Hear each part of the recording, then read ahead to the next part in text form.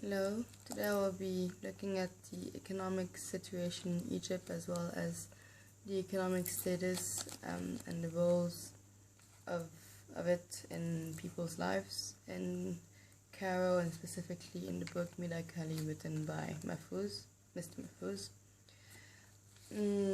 Since the British colonization of Egypt in 1882, government policies have favored urban areas and particularly large centers such as Cairo, which became the political and administrative center.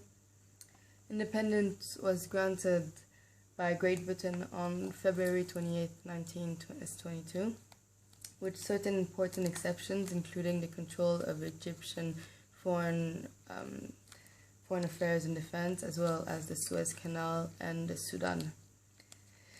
Within the urban sectors, large centers, particularly Cairo, have witnessed higher rates of growth than medium and smaller sized centers. And the book is the stories in Cairo. Cairo is a cosmopolitan capital, as said is in the introduction of the book. Its economy is based on trade, as Cairo is a center of trade. It's also based on the Suez Canal, which is an oil route used by Britain specifically to transport oil. It's also geographically perfectly located between Europe and Africa. The exchange can be done easily, and it's also right under the Mediterranean. However, Egypt would not be able to properly support itself. It relied a lot on the English, on Great Britain, for its resources and its technology it brought. It strengthened the economy, and doing so, it used labor because Egypt had a big population and it was cheap labor. The book was written in 1940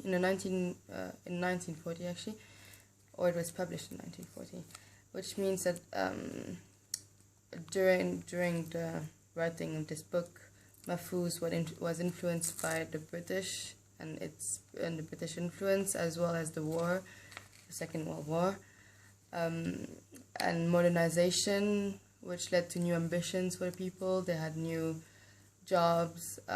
There was more work that was created. I found that religion became less important. It's still an important part of society, but less important as before. Instead, money took a big place amongst the people in Egypt. This leads me to my second point, which is that new modernization provoked by Western world, specifically Britain, has influenced the role of economic status as well as reasons and opportunities to achieve upward mobility. The need of a high economic status promotes achievements. For example, Abbas, he has one goal in mind, it's to marry Amida, and she won't marry him until he gains more income or higher economic status. So he decides to go to the army to gain more money so that he can marry Hamida. Also, the author says on page 160 that money might be a dead tongue in other places, but in Mila Kali it was very much a live language, which basically shows that money has a great importance in the lives of Egyptians, specifically in the lives of the people living in Mila Kali. This also proves that economic status plays a major role in their social life. It increases their influence on people, as well as their respect. For example, on page 155, there's this well-known reciter who goes to his political rally and speaks, and he has a very high economic status, and it says that the people welcome him with delight and anticipation. Also, in the beginning of the book, Hussein has a great influence and much respect because he has a good job and income. He has evolved outside of the traditional lower middle class mini society of Medak Ali, which I consider to be a metaphor of Cairo society. The poet also has an extremely low income basically no income and a low economic status, and has a very poor influence as well as little respect for some people. For example, Kershaw, who insults him in front of everyone. Economic status plays on health. I found in the book that it plays on health, education, children and their futures, as well as on quality of life and social class. For example, in page 33, Hussein went to work with the British Army, and his daily wage increased 10 times more than when he was working at a bicycle shop, which is basically a common job in a way. He saw a new ambition, which was to heighten his economic status. Thus, he modernized his ways. He went to the British Army. And as mentioned in page 33, his standards of living and his finances increased. Here we can see how there are new opportunities to achieve upward mobility, as Hussein did. The main ones are the army. You can join the army, or modernizing your ways, such as a new commerce. You can sell new important goods from Britain, and such as clothing or food.